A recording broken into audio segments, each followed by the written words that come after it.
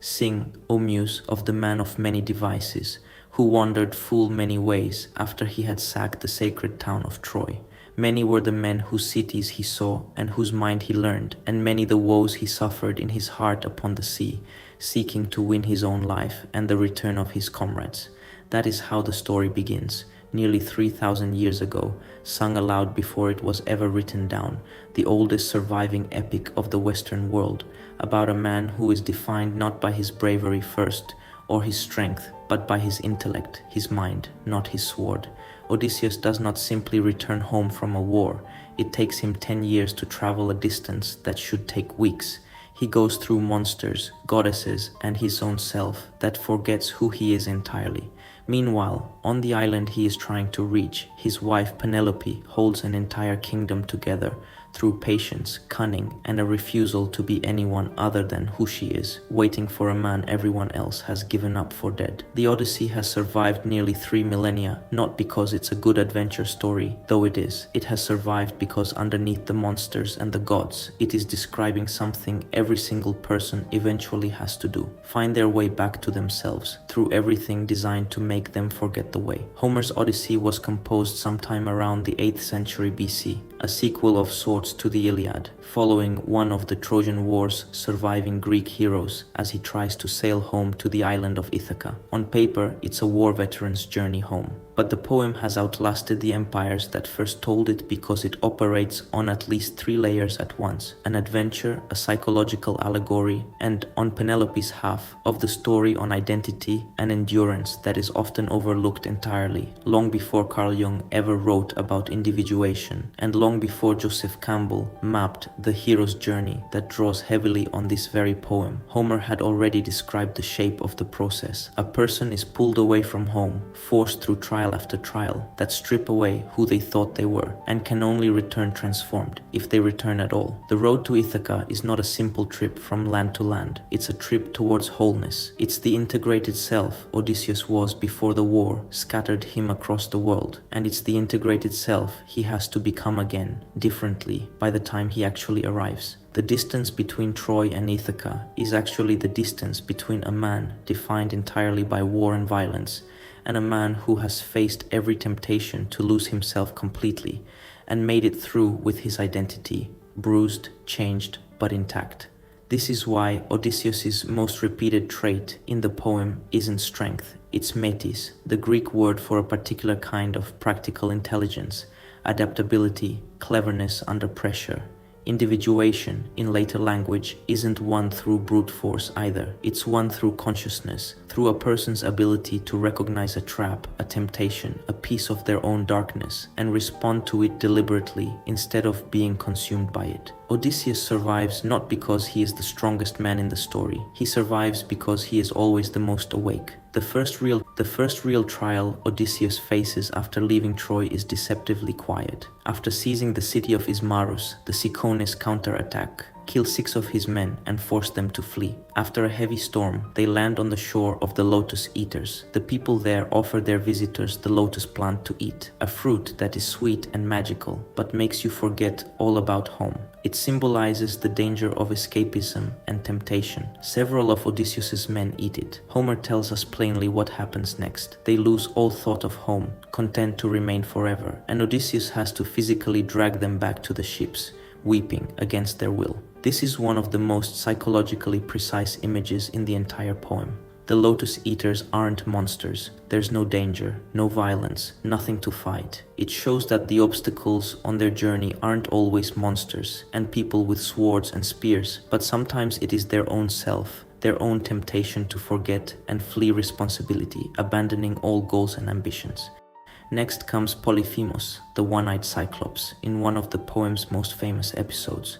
Odysseus and his men enter a cave, expecting to receive hospitality just like the Zeus's law says, or how the Greeks call it Xenia. But the giant one-eyed Cyclops trap them inside, and on top of that eat 2 of his men. Then Odysseus comes up with a plan to offer the big giant wine, and then with a sharpened stake, blind his single eye when he's asleep. But the episode's real consequence comes after the escape, in a moment that says more about Odysseus's flaws than his cleverness.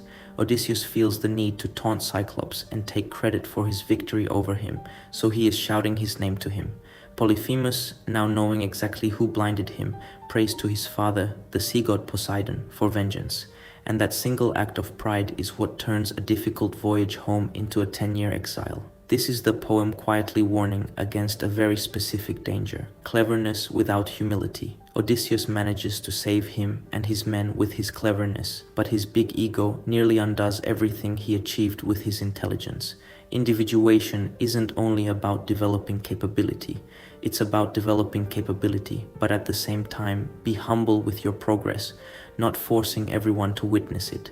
Odysseus was yet to become who he was supposed to, and the ocean would make sure to remind him. On the island of Aiaia, the sorceress Circe turns Odysseus's men into swine with a single touch of her wand, a literal transformation into something less than human, trapped in animal appetite, stripped of memory and reason. When Odysseus confronts Circe, he does not run from her power. He meets it directly, sword drawn, refusing to be transformed. And it's this confrontation that makes Circe realize she cannot overpower him, so she becomes an ally instead of a threat, restoring Odysseus' men back to their actual form. Psychologically, what Circe represents is the danger of unconsciously entering a relationship and being drawn by it, so much that it turns you to something you are not, just like the men turning into swine by their. Odysseus, however, entered this encounter with self-awareness and clear consciousness, and this is what saves him. Later, and at Circe's instruction, Odysseus has the deepest and darkest part of his journey as he enters the underworld, where he encounters and speaks with the dead, including the blind prophet Tiresias, his own mother, and the ghosts of his fallen comrades from Troy. This episode has no equivalent monster or physical danger, but it exists purely so Odysseus can confront mortality, grief, and the past directly, including his mother, who he learns died of grief waiting for his return. This scene is a literal descent into the underworld to converse with what has been lost, exactly the kind of confrontation individuation demands, facing what cannot be changed instead of keep running from it. As a result of this deep encounter, Odysseus emerges from the underworld with knowledge of what's coming, spoken plainly by Tiresias, including warnings about the trials still ahead. Facing what is lost, in other words, is what finally gives an individual the clarity to face what remains of the living. The Sirens' song that follows makes sailors who hear it drawn to their own deaths, unable to resist a beauty so complete it destroys them. Odysseus, however, is told exactly how to survive it. Fill his crew's ears with beeswax so they cannot hear it at all. But if he himself wishes to hear the song, he must be bound tightly to the mast, ordering his men in advance not to release him, no matter how desperately he begs. Odysseus chooses to hear it. He wants the experience the Sirens offer, and he gets it, straining against the ropes, begging to be freed, exactly as predicted. The ropes hold, the ship passes safely, and Odysseus becomes the only man in Greek mythology to hear the Sirens' song and survive it. This scene tells you to know yourself well enough to predict exactly how you will fail and build a structure strong enough to survive yourself. Odysseus doesn't trust his future self to resist the Sirens in the moment. He trusts his present self's foresight instead and binds his future self to a decision made in advance. That arguably is one of the oldest descriptions of willpower ever written, not resisting desire directly, but designing your circumstances so desire cannot destroy you, even when it takes full control of your body. Shortly after, Odysseus faces a strait guarded by two monsters on opposite sides. Scylla, a six-headed creature who will snatch and devour several sailors from the deck, and Charybdis, a whirlpool that will swallow the entire ship if sailed too close. There is no path through untouched. Circe's advice is blunt. Sail closer to Scylla, sacrificing a few men rather than risk Charybdis and lose the ship entirely. Odysseus, knowing exactly what's coming, makes the choice anyway and watches 6 of his men be taken, screaming, unable to save them. This is the poem's most brutal psychological truth. Sometimes there is no version of the choice that avoids loss. Individuation is not always a straight and easy path. Sometimes it's choosing the lesser devastation with open eyes and living with the weight of your choice afterward.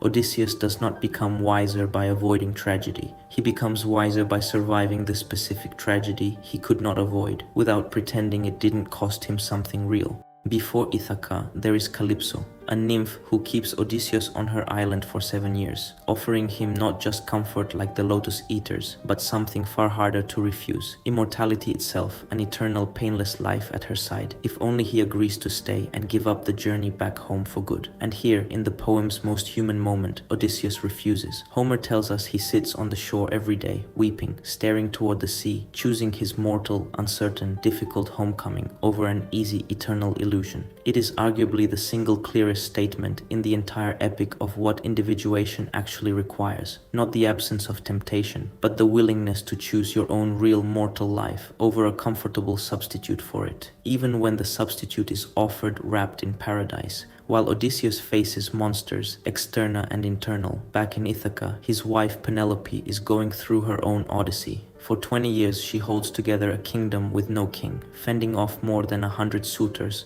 who have moved into her home, eaten her family's wealth, and pressured her daily to remarry, certain that Odysseus is dead. Penelope's most famous strategy is the loom. She tells the suitors she will choose a husband once she finishes weaving a burial shroud for Odysseus's aging father, and then every night secretly unravels the day's work, buying herself years of delay through patience and quiet, unglamorous cunning. It is, in its own register, exactly the same trait that defines her husband across the sea: Métis, intelligence deployed not through the sword, but through endurance and strategic patience. Penelope's journey has no sea monsters, but it demands something arguably harder to sustain than any of Odysseus's individual trials: 2 decades of holding on to an identity, wife, queen herself, that everyone around her insists she abandon. Where Odysseus is tested by a series of dramatic individual confrontations, Penelope is tested by the same confrontation, repeated daily for 20 years, with no end in sight and no certainty it will ever be rewarded. Her Odyssey is endurance itself. When Odysseus finally reaches Ithaca, the poem does not end with a triumphant reunion. It ends with 2 tests in sequence, each proving a different kind of truth. Odysseus arrives home disguised as a beggar, and Penelope, still unaware of who stands before her, announces a contest to the suitors crowding her hall. Whoever can string her husband's old hunting bow and shoot a single arrow clean through the sockets of 12 lined up axe heads will win her hand. One by one, the suitors strain against the bow and fail, unable even to bend it. Odysseus, still in disguise, steps forward, strings the bow with almost contemptuous ease, and fires the arrow clean through all 12 axes. In the same motion, he turns the bow on the suitors themselves, and with his son Telemachus at his side, kills every one of them in the hole. It is a test of identity through mastery, proof to anyone watching that only Odysseus possesses the strength and skill to wield his own weapon. But it is aimed at the suitors, not at Penelope. She does not yet accept that the beggar before her is truly her husband. That recognition only comes through the second test, quieter and entirely private. Once the suitors are dead, Penelope tests him herself, instructing a servant to move their marriage bed out of the bedroom for their guests to sleep on. Odysseus reacts with sudden anger because he knows this is impossible. He built that bed himself years earlier around a living olive tree, so that it is literally rooted into the ground and cannot be moved without destroying it. Only the real Odysseus could know a secret like that. It is only at this moment, hearing the one detail no impostor could counterfeit, that Penelope finally allows herself to believe he has come home. Homer places these 2 tests side by side deliberately. The bow proves strength, something a rival could imitate or claim. The bed proves something no disguise or story could fake.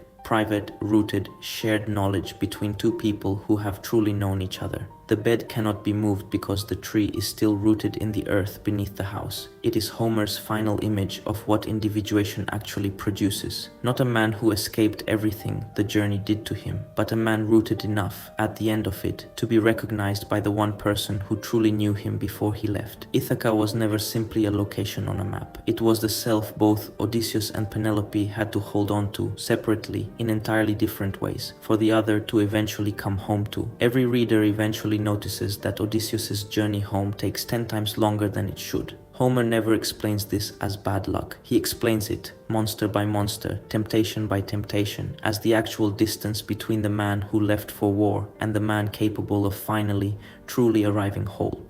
Perhaps that is the oldest lesson the poem has to offer, sung around a fire 3,000 years before anyone had a word for the unconscious. The way home was never across the sea. It was through everything standing between you and yourself.